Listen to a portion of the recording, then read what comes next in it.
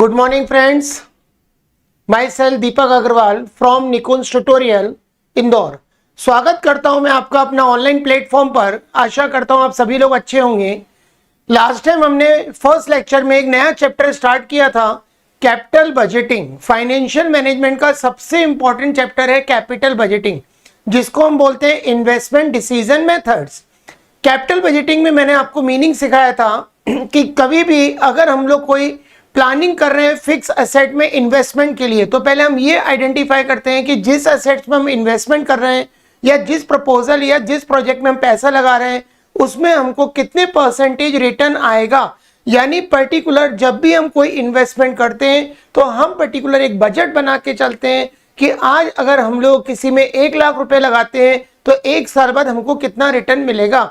तो मैंने आपको कल के लेक्चर में सिखाया था कि कैपिटल बजटिंग क्या होता है। It means planning for capital assets, यानी अगर आप लॉन्ग टर्म फ्यूचर्स के लिए कोई असेट्स परचेज कर रहे हैं, कोई फैक्ट्री का सेटअप कर रहे हैं या कोई मशीन परचेज कर रहे हैं, तो आपकी क्या प्लानिंग है। पर्टिकुलर हम उन्हीं प्रोजेक्ट्स में पैसा लगाते हैं जिनमें हमें रिटर्न मैक्सिमम हो। तो हमने पढ़ा था capital budgeting means planning for capital asset. It is to be decided whether money should be invested in long term projects like setting up new factory और इंस्टॉलिंग अ न्यू मशीन। यानी अगर हम लोग कोई फैक्ट्री का setup कर रहे हैं, कोई मशीन का सेटअप कर रहे हैं, तो हम जब उसमें पैसा लगाते हैं तो हम ये सोचते हैं कि हमें मैक्सिमम रिटर्न मिलेगा। तो इसको बोलते हैं कैपिटल बजटिंग। मैंने कल के लेक्चर में आपको समझाया था कि कैपिटल बजटिंग में 2 टेक्निक्स होती हैं। एक टेक्निक का नाम है नॉन डिस्काउंटिंग टेक्निक और एक है discounting technique. Non discounting technique में हमको 2 मेथड्स पढ़नी है। पहली मेथड का नाम है पेबैक पीरियड और एवरेज रेट ऑफ रिटर्न, और सेकंड जो टेक्निक है डिस्काउंटिंग टेक्निक, उसमें हमें 4 मेथड्स पढ़नी है। Discounting payback period, net present value method, profitability index और इंटरनल रेट ऑफ रिटर्न।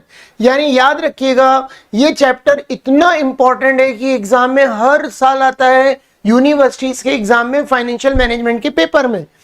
हमने कल डिस्कस किया था पेबैक पीरियड। पेबैक पीरियड मतलब होता है कि जब भी हम किसी प्रोजेक्ट में पैसा लगाते हैं तो वो प्रोजेक्ट में हमें रिटर्न कितने साल में मिलेगा। तो कल मैंने आपको एक क्वेश्चन कराया था जिसमें 2 मशीन थी, ए और बी। दोनों में हमें निकालना था पेबैक पीरियड मेथड और पोस्ट पेबैक प्रॉफिट।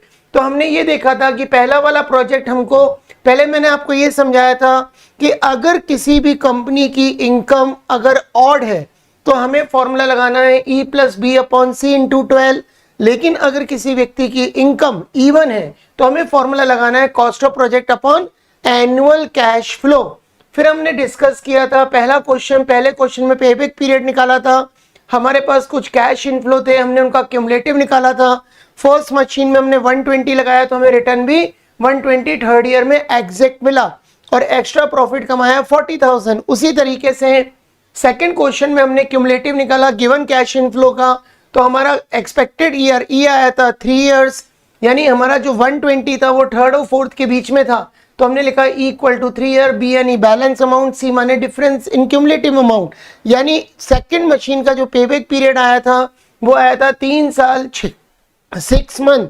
यानी पहला वाला मशीन, फर्स्ट मशीन हमें 3 साल में पेबैक दे रही है और सेकंड मशीन हमें 3 साल 6 महीने में रिटर्न दे रही है।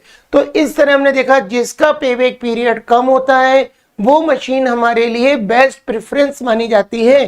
तो हमने क्या किया था, हमने आंसर लिख दिया था कि मशीन शुड बी रिप्लेस, या according to lowest payback period machine A should be selected, क्योंकि मशीन ए का पेबैक पीरियड 3 ईयर था, मशीन बी का 3 ईयर 6 मंथ था।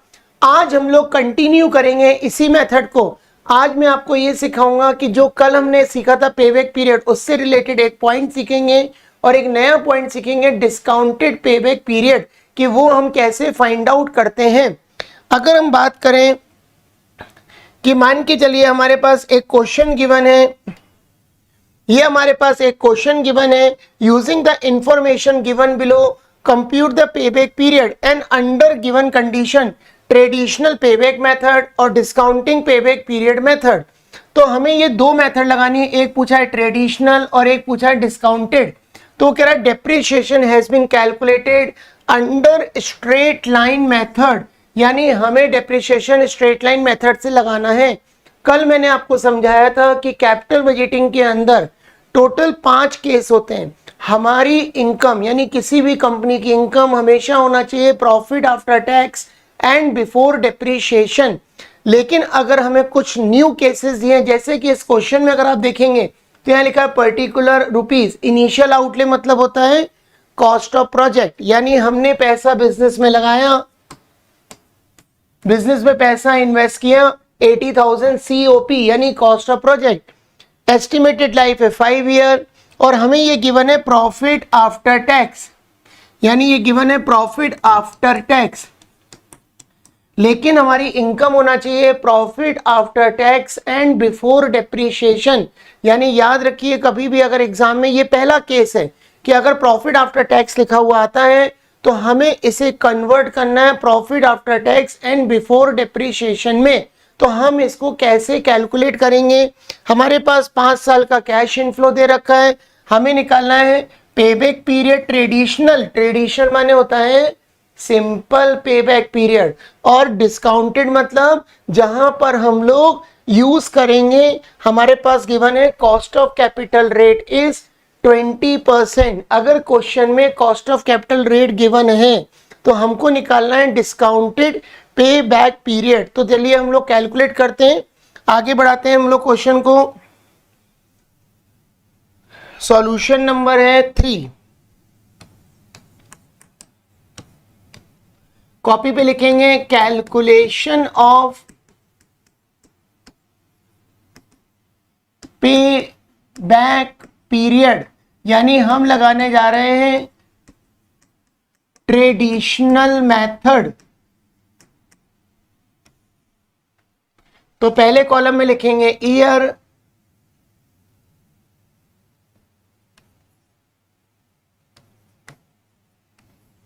हमको गिवन है प्रॉफिट आफ्टर टैक्स। तो अब एक चीज याद रखना कि अगर हमें एग्जाम में प्रॉफिट आफ्टर टैक्स गिवन है तो सबसे पहले आपको क्या करना है कि प्रॉफिट आफ्टर टैक्स में डेप्रिसिएशन को ऐड करना है। तो ये बनेगा profit after tax and before depreciation, जिसको हम बोलते हैं नेट कैश इनफ्लो। यानी याद रखो ये पहला केस है कैपिटल बजटिंग का। अगर हमें गिवन है प्रॉफिट आफ्टर टैक्स तो उसमें आपको डेप्रिसिएशन प्लस करना है, तो डेप्रिसिएशन प्लस करोगे तो बनेगा profit after tax and before depreciation. ये जो 5 केस हैं ये कैपिटल बजटिंग में ही अप्लाई होते हैं, ये हमको ध्यान रखना है। डेप्रिसिएशन की हमेशा आपको मेथड लगानी है स्ट्रेट लाइन मेथड।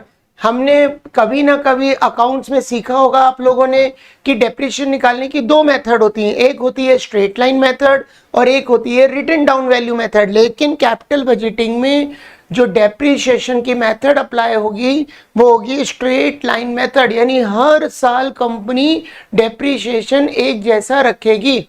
तो हमने प्रॉफिट आफ्टर टैक्स में डेप्रिसिएशन जोड़ेंगे तो आएगा PATBD, यानी profit after tax before depreciation, जिसको हम बोलते हैं नेट कैश इनफ्लो। तो पहले हमने पैट लिखा, पैट में हम जोड़ेंगे डेप्रिसिएशन तो आएगा PATBD, जिसको मैं अपनी लैंग्वेज में शॉर्ट में बोलता हूं NCI, नेट कैश इनफ्लो। क्योंकि कैपिटल बजटिंग की जितनी भी मेथड्स हैं वो सारी मेथड नेट कैश इनफ्लो पर अप्लाई होती हैं, जिसको बोलते हैं profit after tax and before depreciation. फिर इस कैश इनफ्लो का हम निकालेंगे क्यूमुलेटिव फाइंड आउट करेंगे।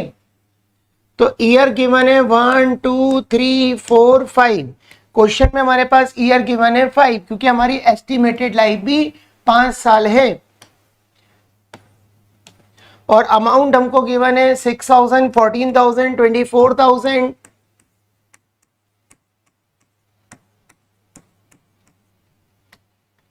16,000 और नील।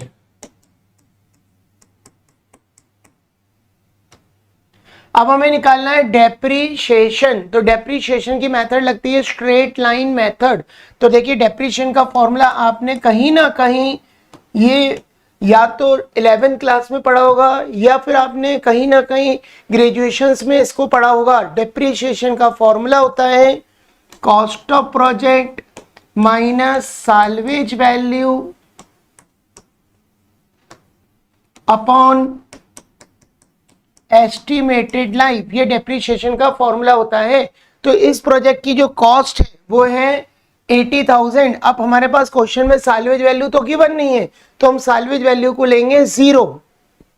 तो 80,000 डिवाइडेड बाय 5, हम यहाँ लिखेंगे 80,000 माइनस 0 डिवाइडेड बाय 5, यानी हमारा डेप्रिसिएशन आएगा 16,000 रुपए, 16,000 रुपीज। तो हम यहाँ पर सब जगह लिख देंगे 16,000 रुपीज।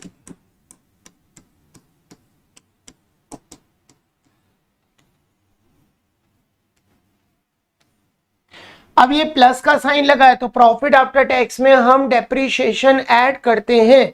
तो इसमें हम डेप्रिसिएशन ऐड करेंगे तो ये आएगा 22,000, 30,000, 40,000, 32,000 और 16,000।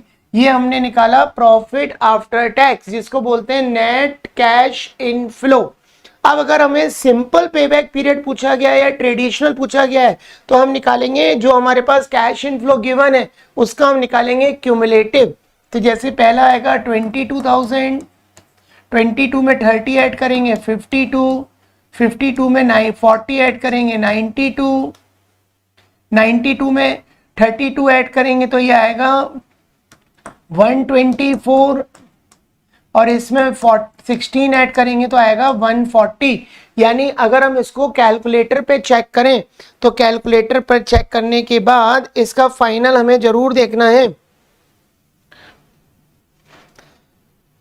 तो हमारे पास जैसे पहले था 22,000, 22,000 में हमने 30,000 ऐड किया तो आया 52, 52 में हमने 40 ऐड किया तो आया 92, 92 में हमने 32 ऐड किया तो आया 124, और 124 में हमने 16 ऐड किया तो आया 140। जिनको कल पहले लेक्चर में समझ में नहीं आया था कि पेबैक पीरियड कैसे निकालते हैं, आज सेकंड लेक्चर में बहुत ध्यान से समझिएगा। हमने इस प्रोजेक्ट में लगाया 80,000 रुपीज। तो अब हम ये देखेंगे क्वेश्चन में 80,000 रुपीज क्यूमुलेटिव कैश इनफ्लो में, जैसे पहले साल कमाया 22, सेकेंड ईयर 52, फिर 80,000 सेकेंड और थर्ड ईयर के बीच में आ रहा है। तो हम यहाँ लिखेंगे equal to 2 years, equal to 2 years. तो हम यहाँ पे फॉर्मूला लगाते हैं पेबैक पीरियड का।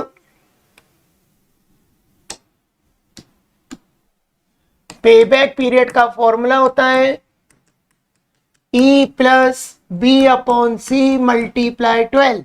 ये फॉर्मूला तब लगता है जब हमारी इनकम ऑड होती है, हर साल हम अलग अलग पैसा कमाते हैं। तो हम अगर देखेंगे तो E की वैल्यू है 2 ईयर्स,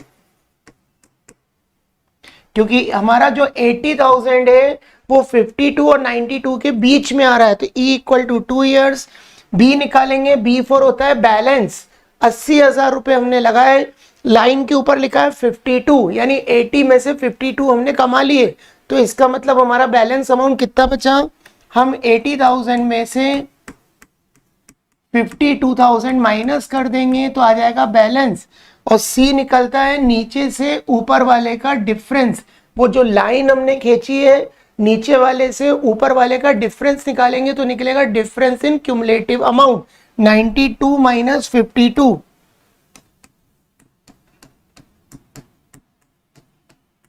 इंटू 12। तो 2 ईयर्स, 80 में से अगर हम 52 माइनस करेंगे तो आएगा 28,000, और 92 में से 52 माइनस करेंगे तो आएगा 40,000 इंटू 12। तो 2 years 28,000 multiply by 12 divided by 40,000 अगर हम करेंगे तो हमारा आंसर आएगा 80 में से पहले हम 52 क्रॉस चेक कर लेते हैं, माइनस करके 28 आएगा, 28 मल्टीप्लाई बाय 12 डिवाइडेड बाय 40,000 तो ये आएगा 8.4 मंथ, 8.4 मंथ। यानी जो प्रोजेक्ट में हमने पैसा लगाया 80,000 रुपए, वो आपको 2 साल लगभग 8 महीने में रिटर्न देगा। प्लस के इस तरफ होता है ईयर और प्लस के उस तरफ होता है मंथ, यानी 2 साल 8.4 मंथ। तो याद रखना पहली चीज कि अगर एग्जाम में पैट लिखा हुआ आता है तो पैट में आपको डेप्रीशिएशन जोड़ना है। पैट में अगर आप डेप्रीशिएशन जोड़ोगे तो निकलेगा PAT BD, profit after tax and before depreciation, जिसको हम बोलते हैं नेट कैश इनफ्लो, जिसके ऊपर ये पेबैक पीरियड की मेथड लगेगी ट्रेडिशनल। तो पहले मैंने ईयर लिखा, फिर पैट लिखा, फिर डेप्रीशिएशन हर बार 16,000 निकला, 80,000 माइनस 0 डिवाइडेड बाय 16,000। फिर हमने इसमें से डेप्रीशिएशन जोड़ दिया तो आ गया PAT BD, profit after tax and before depreciation, और फिर हमने इसका निकाल दिया क्यूमुलेटिव। तो ये हमारा सिंपल पेबैक पीरियड निकल गया। अब एग्जाम में अगर डिस्काउंटिंग पेबैक पीरियड आता है तो हमें कैसे करना है उस पर ध्यान देते हैं। तो कॉपी पे लिखेंगे calculation of discounted payback period, discounted payback period. तो पहले कॉलम में ईयर, सेकंड कॉलम में पैट जो कि हमें गिवन है प्रॉफिट आफ्टर टैक्स, जिसमें हम ऐड करेंगे डेप्रीशिएशन, तो आएगा PAT BD, profit after tax and before depreciation, जिसको हम बोलते हैं नेट कैश इनफ्लो। फिर हम इसका निकालेंगे। अब याद रखिएगा ये डिस्काउंटेड पेबैक पीरियड निकालना है, तो उसमें आपको याद रखना कॉस्ट ऑफ कैपिटल रेट या present value factor rate given रहेगी। तो जैसे इस क्वेश्चन में आपको अगर हम देखें तो कॉस्ट ऑफ कैपिटल रेट दिया है 20%, तो हम निकालेंगे प्रेजेंट वैल्यू फैक्टर 20%, और फिर हम निकालेंगे प्रेजेंट वैल्यू,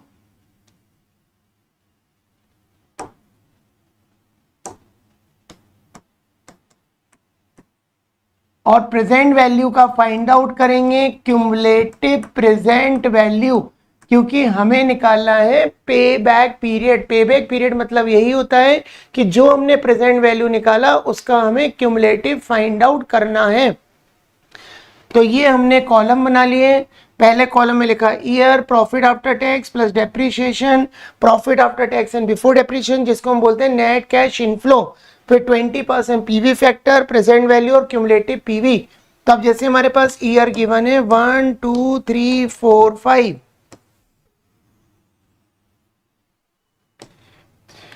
अमाउंट गिवन है 6,000, 4,000, 6, 14, 24,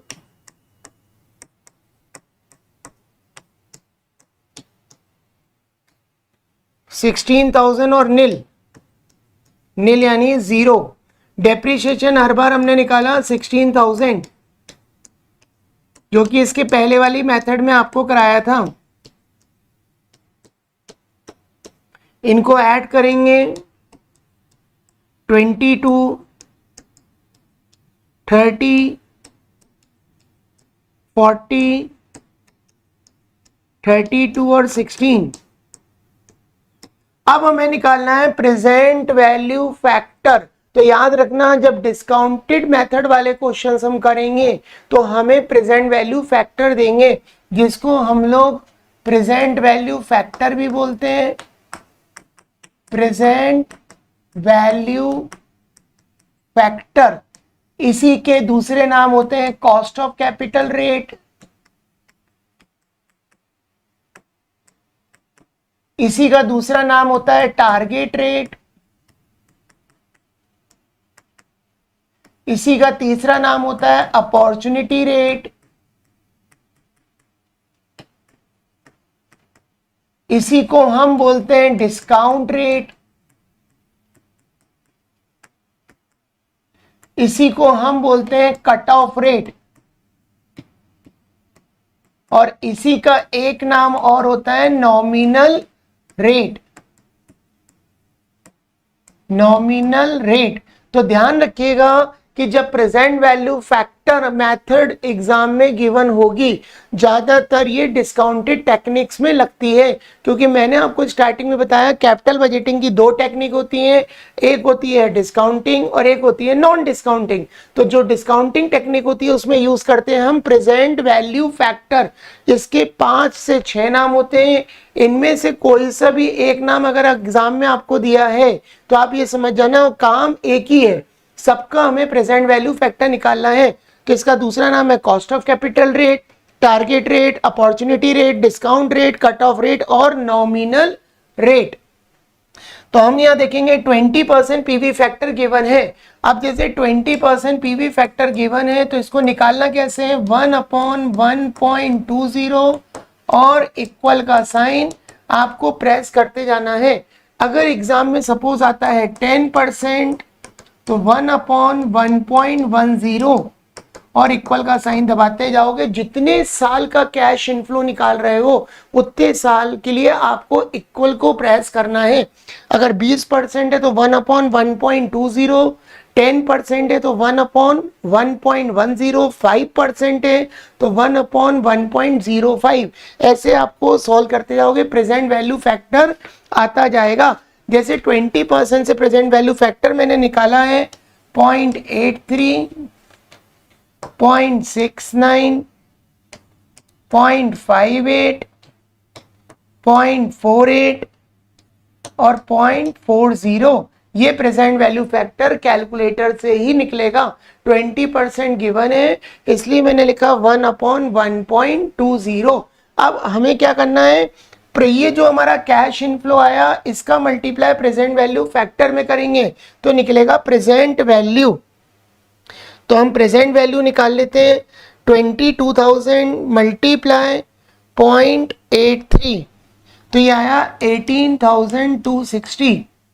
फिर 30,000 मल्टीप्लाई 0.69 तो ये आएगा 20,700। फिर 40,000 मल्टीप्लाई 0.58 23,200। फिर 32,000 मल्टीप्लाई 0.48 15,360 एंड 16,000 मल्टीप्लाई 0.4 6,400। ये हमने निकाल दिया प्रेजेंट वैल्यू, यानी ये जो कैश इनफ्लो गिवन था उसका मल्टीप्लाई प्रेजेंट वैल्यू फैक्टर से किया तो ये आया प्रेजेंट वैल्यू। अब हमें निकालना है क्यूमुलेटिव प्रेजेंट वैल्यू, क्योंकि पेबैक पीरियड पूछा जाए चाहे वो सिंपल वाला हो चाहे डिस्काउंटिंग वाला हो, आपको प्रेजेंट वैल्यू का क्यूमुलेटिव निकालना है। तो पहला रहेगा 18,260। अब 18,260 में अगर हम ऐड करें 20,700 तो ये आएगा 38,960। इसमें ऐड करें 23,200 तो 62,160। इसमें ऐड करें 15,360 तो 77,520 और प्लस 6,400 83,920। लास्ट वाले को बोलते हैं एन। तो फिर से मैं आपको एक बार कॉलम समझा देता हूँ, ध्यान से समझ लीजिए। पहले कॉलम में ईयर लिखा है, सेकंड कॉलम में प्रॉफिट आफ्टर टैक्स जिसमें हमने डेप्रीशिएशन जोड़ा 16,000 तो ऐड करने पर आया नेट कैश इनफ्लो। फिर हमने निकाला प्रेजेंट वैल्यू फैक्टर जिसका तरीका मैंने आपको सिखाया 1.20 1/1.20। तो ये प्रेजेंट वैल्यू फैक्टर आ गए, इसका इसमें मल्टीप्लाई किया तो प्रेजेंट वैल्यू आया और इसका निकाल लिया क्यूमुलेटिव। अब हमें पेबैक पीरियड निकालना है तो हम पेबैक पीरियड का फॉर्मूला लिखते हैं।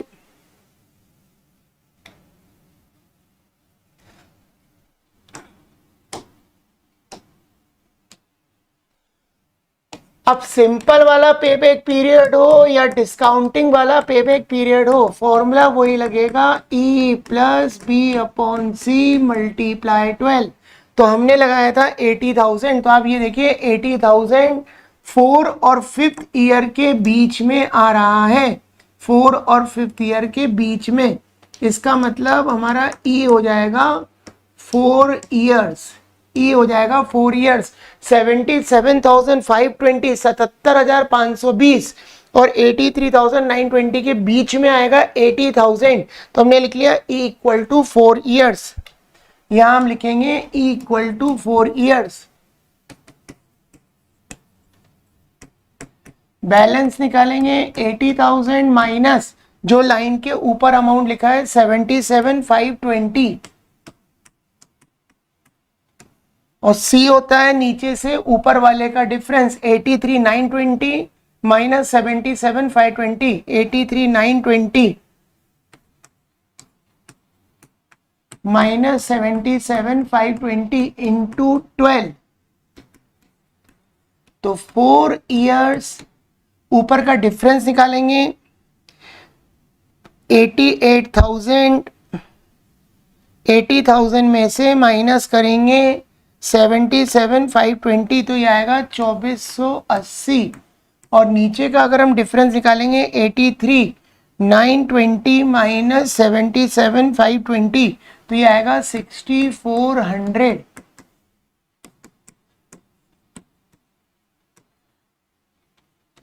प्लस के उस तरफ मंथ की कैलकुलेशन होती है, प्लस के इस तरफ ईयर की कैलकुलेशन होती है। तो अगर मैं इनको सॉल्व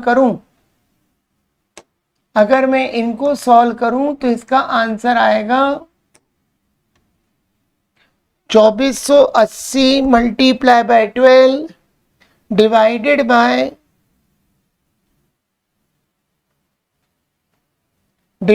बाय 6,400 तो ये आएगा 4.65 मंथ। यानी डिस्काउंटिंग पेबैक पीरियड में हमको रिटर्न आ रहा है 4 साल लगभग 4.5 महीने, 4 ईयर 4.65 मंथ। और सिंपल पेबैक पीरियड में हमको रिटर्न आया था सिंपल पेबैक पीरियड में 2 साल लगभग 8 महीने। तो देखो क्या होता है, कंपेयर तो हम तभी कर सकते हैं जब हमारे पास 2 प्रोजेक्ट गिवन है, लेकिन हमने एक ही क्वेश्चन में 2 मेथड लगाई हैं कि सिंपल पेबैक पीरियड से क्या पेबैक पीरियड आता है और डिस्काउंटिंग पेबैक पीरियड से क्या पेबैक पीरियड आता है। तो याद रखो, डिस्काउंटिंग में day by day, year by year रुपए की वैल्यू डाउन होती जाती है, इसलिए हमें कुछ समय बाद रिटर्न मिलना चालू होता है। तो सिंपल पेबैक पीरियड में 2 साल में रिटर्न है और उसमें आपका 4 साल में रिटर्न है। तो ये हमने आपको एक क्वेश्चन कराया जिसमें मैंने आपको दोनों मेथड समझाई कि अगर सिंपल पेबैक पीरियड आए तो कैसे करना है, डिस्काउंटेड पेबैक पीरियड आए तो कैसे करना है। बस इस बात का ध्यान रखना कि अगर क्वेश्चन में पैट लिखा है प्रॉफिट आफ्टर टैक्स तो उसमें आपको डेप्रीशिएशन जोड़ना पड़ेगा, तो बनेगा profit after tax and before depreciation. तो ये मैंने आपको आज 3rd क्वेश्चन समझाया। अगर किसी को डाउट आता है तो वो दिए हुए गिवन नंबर्स पर 9039514790 पे कॉल कर सकता है। अगर आप चाहें तो ऑफलाइन भंवर कुआं सेंटर पे आके इसकी डेमो क्लासेस अटेंड कर सकते हैं जो मॉर्निंग और इवनिंग में चल रही हैं। लेकिन अगर आप ऑनलाइन प्लेटफॉर्म से जुड़ना चाहते हैं तो निकुंज ट्यूटोरियल MBA यूट्यूब पर डालकर आप ये सारे वीडियोस के डेमो देख सकते हैं। लेकिन अगर पूरा कोर्स आपको परचेज करना है तो मिनिमम प्राइस पर निकुंज ट्यूटोरियल ऐप डाउनलोड करें प्ले स्टोर से, और ये सारे वीडियोस वहां पर मैंने सीरियल वाइज आपको प्रोवाइड किए हैं जहां पर फाइनेंशियल मैनेजमेंट के सारे चैप्टर्स गिवन हैं। अब हम लोग कंटिन्यू करते हैं, आगे क्वेश्चन और पढ़ाते हैं। एक क्वेश्चन और करते हैं आज कि X Limited has to choose one of the following 2 mutually exclusive projects. Both project have to be depreciated on straight line method. आपको दोनों पे लगानी है straight line method. The tax rate may be 50%. The details are given below. Which proposal should be accepted? Use payback period method. अभी लिखा है payback, ये नहीं लिखा हुआ है डिस्काउंटिंग पेबैक। पेबैक लिखा है, इसका मतलब हमको सिंपल पेबैक पीरियड मेथड लगानी है। पेबैक कॉस्ट ऑफ आउटले माने होता है कॉस्ट ऑफ प्रोजेक्ट। पहले वाले प्रोजेक्ट में भी 1.5 लाख लगाया, सेकंड में भी 1.5 लाख लगाया। ये गिवन है प्रॉफिट बिफोर टैक्स। अब ये हमारा सेकंड नंबर का केस आ गया। अगर प्रॉफिट बिफोर टैक्स लिखा हुआ आया तो फिर आपको 2 चीजें करनी है। सबसे पहले टैक्स माइनस करना है तो प्रॉफिट आफ्टर टैक्स आएगा, फिर डेप्रीशिएशन ऐड करोगे तो profit after tax and before depreciation बनेगा। पैट अगर गिवन होता है तो उसके अंदर केवल हम डेप्रीशिएशन ही ऐड करते हैं। लेकिन अगर पीबीटी एग्जाम में आ गया तो आपको पहले टैक्स माइनस करना है फिर डेप्रीशिएशन जोड़ना है। तो चलिए इस क्वेश्चन को स्टार्ट करते हैं हम लोग। तो कॉपी पे लिखेंगे सॉल्यूशन नंबर 4। अगर एग्जाम में कंडीशन आ जाए पीबीटी यानी प्रॉफिट बिफोर टैक्स, तो सबसे पहले आप इसमें से टैक्स लेस करिए तो आएगा प्रॉफिट आफ्टर टैक्स, फिर इसमें आप डेप्रीशिएशन ऐड करेंगे। ये रूल्स हमको याद रखना है। डेप्रीशिएशन की एक ही मेथड लगेगी, स्ट्रेट लाइन मेथड। तो ये ऐड करने के बाद आएगा profit after tax and before depreciation, जिसको मैं बोलता हूं नेट कैश इनफ्लो। उसके ऊपर पेबैक पीरियड मेथड लगेगी। ये हमारा सेकंड केस था। जब हमारा ये चैप्टर्स कंप्लीट हो रहा होगा तो मैं आपको एक बार पूरे केसेस एक्सप्लेन करूंगा कि अगर प्रॉफिट आफ्टर टैक्स दिया है तो केवल डेप्रीशिएशन में आप उसमें ऐड कर दो तो हो जाता है पीएटीबीडी। लेकिन अगर पीबीटी वाली कंडीशन आती है प्रॉफिट बिफोर टैक्स, तो पहले आप टैक्स माइनस करो तो प्रॉफिट आफ्टर टैक्स, डेप्रीशिएशन जोड़ोगे तो PATBD, profit after tax and before depreciation. तो इस क्वेश्चन को हम स्टार्ट करते हैं। कॉपी पे लिखेंगे कैलकुलेशन ऑफ पे बैक पीरियड। हमें निकालना है पे बैक पीरियड प्रपोजल ए का। प्रपोजल ए, प्रपोजल ए का फाइंड आउट करना है पे बैक पीरियड।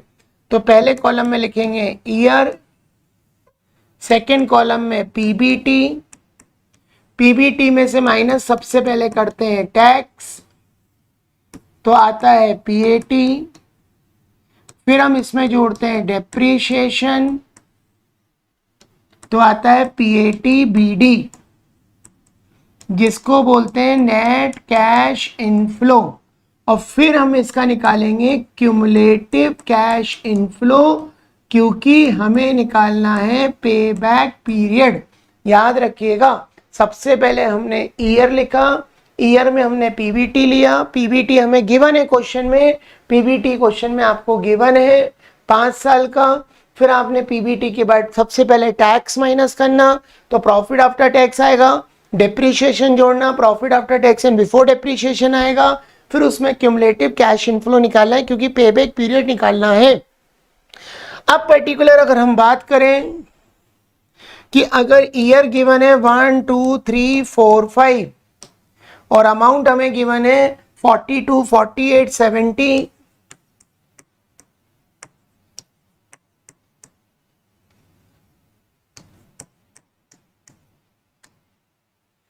एटी एंड 20, यानी 42,000, 42,000, 48,000, 42,000, 48,000, 70,000, 80,000 और 20,000, ये हमको दिया हुआ है कैश इनफ्लो 42, 48, 70, 80 और 20। तो ये अमाउंट हमने यहाँ लिखा। अब हमें निकालना है टैक्स। तो इस क्वेश्चन में आप ये देखो, यहाँ पे क्लियर लिखा है कि जो टैक्स रेट है, जो टैक्स रेट है वो आपकी दी है 50%। तो जो टैक्स होता है वो हमेशा निकलता है पीबीटी का, प्रॉफिट बिफोर टैक्स का। तो ये जो पीबीटी हमारे पास गिवन है, पीबीटी गिवन है, इसका हम निकालेंगे 50%, 50 यानी जस्ट आधा अमाउंट करेंगे टैक्स से 50%। तो 50% अगर हम निकालेंगे तो ये हो जाएगा 21, 24, 35, 40 और 10। 50% माइनस करोगे तो 50% अमाउंट ही बचेगा। 21, 24, 35, 40 and 10,000।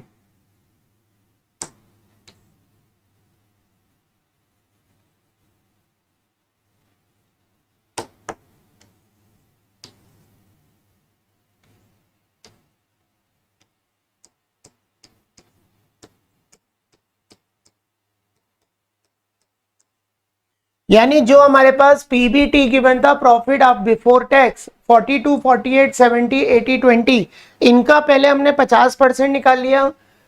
42 का हाफ कर दिया 21, 48 का हाफ 24, 70 का हाफ 35, 80 का हाफ 40 और 20 का हाफ 10,000।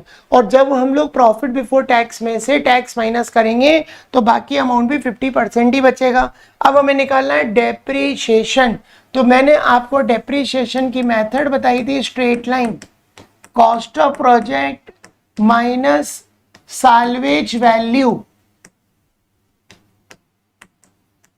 साल्वेज वैल्यू मतलब ये होता है कि जैसे जैसे मशीन को यूज करते जाते हैं कुछ साल बाद वो मशीन कुछ प्राइस में मार्केट में बिकती है। जैसे ₹1,00,000 की मशीन, लेकिन 10 साल बाद बेचने जाएंगे तो हो सकता है 5,000 में बिके, 3,000 में बिके, 10,000 में बिके।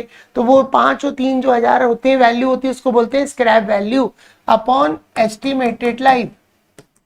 तो प्रोजेक्ट की कॉस्ट है हमारे पास 150, साल्वेज वैल्यू गिवन नहीं है, 0, नंबर ऑफ ईयर है 5, यानी डेप्रीशिएशन आएगा 30,000। 5 3 15, तो हम सभी में लिख देंगे 30,000।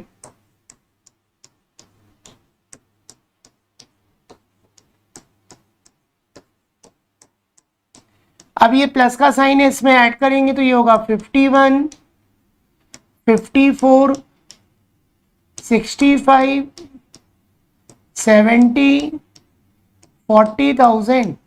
ये आ गया हमारा नेट कैश इनफ्लो। अब जिसका हम फाइंड आउट करेंगे क्यूमुलेटिव कैश इनफ्लो। तो 51 से 51 एज इट इज, 51 में 54 जोड़ेंगे तो 1,05,000, 1,05,000 में जोड़ेंगे 65 तो 170, 170 में 70 जोड़ेंगे तो 240, और 240 में 40 जोड़ेंगे तो आएगा 280। तो लास्ट वाले को बोलते हैं कैपिटल एन। यानी 51 में 54 जोड़ा 105, 105 में 65 जोड़ा 170, 170 में 70 जोड़ा 240, 240 में 40 जोड़ा 280। अब हमने इस प्रोजेक्ट में कितना इन्वेस्ट किया था? 1.5 लाख रुपया, 1,50,000। हमें निकालना है सिंपल पेबैक पीरियड। तो देखिए हम सिंपल पेबैक पीरियड का फॉर्मूला लगाते हैं। पेबैक पीरियड का फॉर्मूला होता है E plus B upon C multiply 12।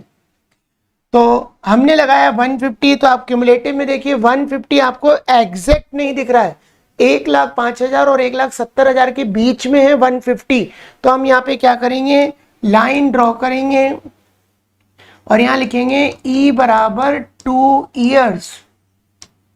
तो हम यहाँ लिखेंगे E बराबर 2 ईयर्स और B होता है बैलेंस अमाउंट। तो हम क्या करेंगे, बैलेंस अमाउंट कैसे निकालेंगे, 150 में से 1,05,000 माइनस कर देंगे और C होता है नीचे से ऊपर वाले का डिफरेंस, यानी 1,70,000 माइनस 1,05,000 मल्टीप्लाई 12, यानी हमने ये इसका कैलकुलेशन लिखा। तो अगर हम इसको सॉल्व करेंगे तो 2 ईयर्स 1,50,000 में से 1,05,000 माइनस करोगे 45 और नीचे का डिफरेंस आएगा 65 मल्टीप्लाई 12, यानी 2 ईयर्स। इसको अगर हम सॉल्व करेंगे 45 का मल्टीप्लाई 12 में करेंगे, 45 का मल्टीप्लाई 45 इंटू 12 डिवाइडेड बाय 65, तो ये आएगा 8.3 मंथ।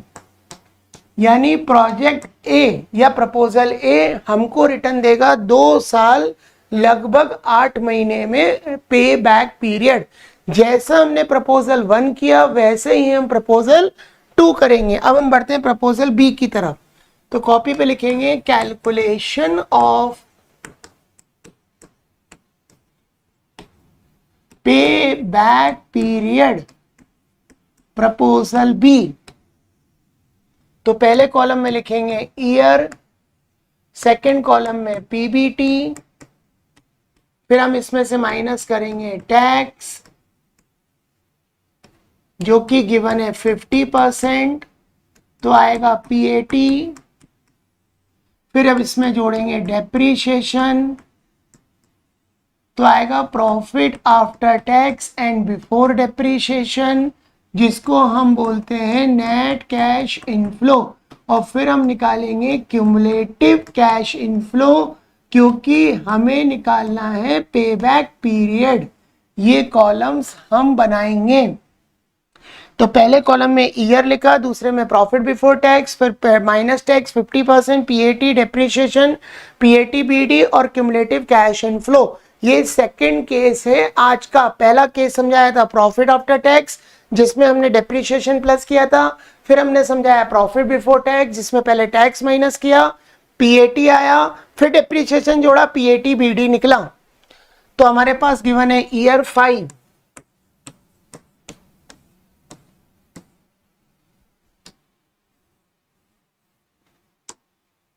अब हमारे पास अमाउंट गिवन है 42, 45,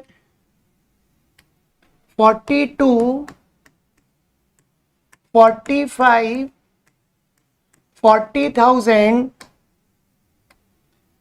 50 और 1 लाख। यानी सेकंड वाले प्रोजेक्ट का प्रपोजल का हमारे पास प्रॉफिट बिफोर टैक्स गिवन है 42, 45, 40 और 50 और 1 लाख। ये हमने अमाउंट लिख दिया 42, 45, 40, 50 और 1 लाख। टैक्स 50% टैक्स हमेशा निकलता है पीबीटी पर, प्रॉफिट बिफोर टैक्स पर निकालना है। इसका आधा कर देंगे, 21 जब माइनस करोगे तो भी 21 ही आएगा। 22, 500, 20,000, 25,000 और 50,000।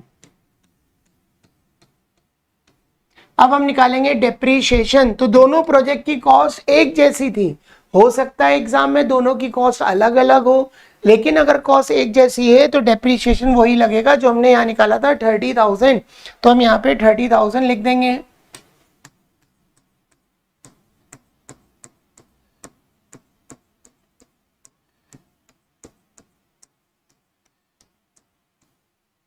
अब ये इसमें ऐड करेंगे 51, 52, 500, 50,000, 55,000 और 80,000। इसका क्यूमुलेटिव निकालेंगे 51 में हम ऐड करेंगे 52,500। तो 51,000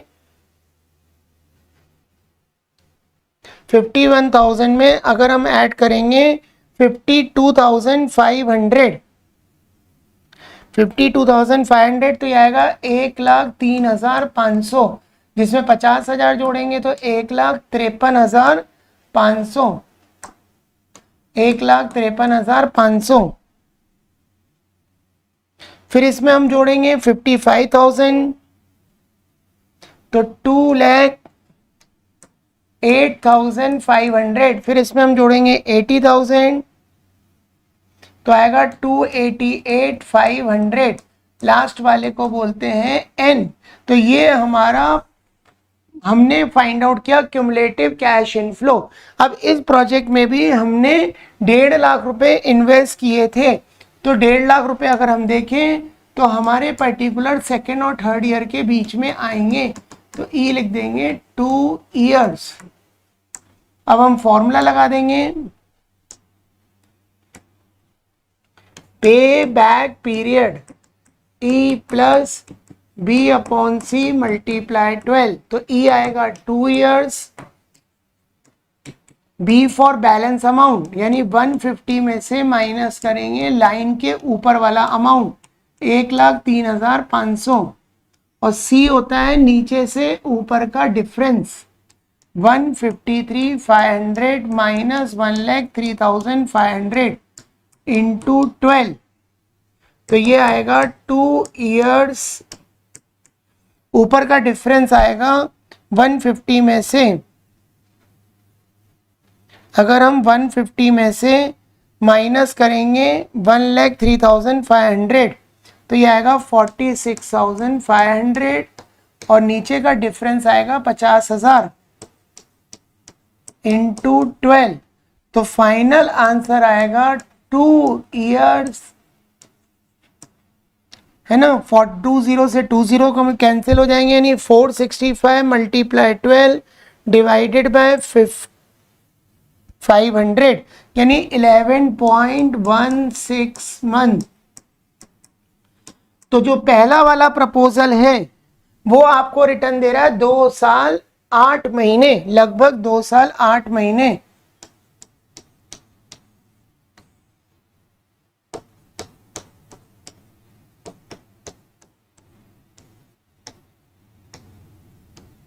लगभग 2 साल 8 महीने आपको रिटर्न गिवन कर रहा है। और दूसरा प्रपोजल दे रहा है 2 साल 11 महीने। तो जिसका टाइम पीरियड कम होगा वो बेस्ट प्रोजेक्ट माना जाएगा। तो हम इसका डिसीजन लिखेंगे कि according to the lowest payback period proposal A should B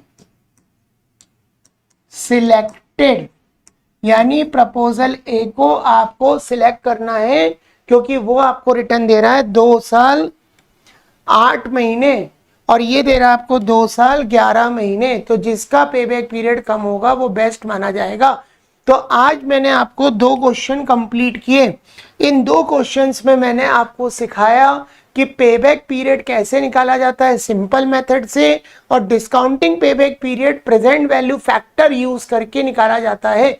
बस उसमें ये रहता है कि हमें प्रेजेंट वैल्यू फैक्टर निकालना है, फिर हमें कैश इनफ्लो का मल्टीप्लाई प्रेजेंट वैल्यू फैक्टर में करना है तो प्रेजेंट वैल्यू आएगा और उसका क्यूमुलेटिव निकालना है। तो याद रखिएगा 2 लेक्चर हमने कंप्लीट कर दिए। फर्स्ट लेक्चर में मैंने आपको कैपिटल बजटिंग का इंट्रोडक्शन दिया, आपको मेथड्स बताएं कि 2 टेक्निक्स हैं, नॉन डिस्काउंटिंग टेक्निक और डिस्काउंटिंग। टोटल 6 मेथड हमको पढ़नी है, 6 मेथड प्लस 5 केस।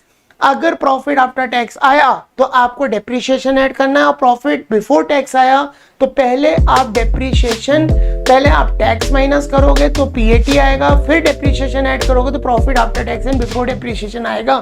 कल थर्ड लेक्चर में हम लोग स्टार्ट करने वाले हैं average rate of return method ARR। सारी यूनिवर्सिटीज में फाइनेंशियल मैनेजमेंट के पेपर में ये मेथड्स आती हैं जिनको कंपलसरी आपको तैयार करना है।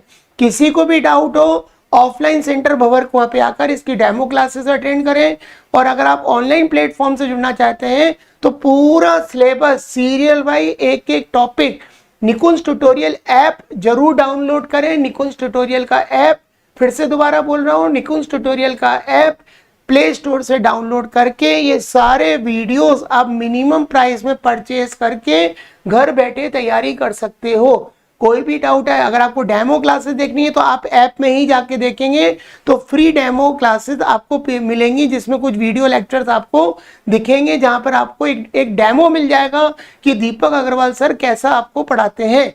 कोई भी डाउट हो, कभी भी हो, एनी टाइम आप फोन लगाएं। कल हम लोग थर्ड मेथड स्टार्ट करते हैं। आज के लिए वाइंड अप करते हैं। Good day all of you, thank you very much.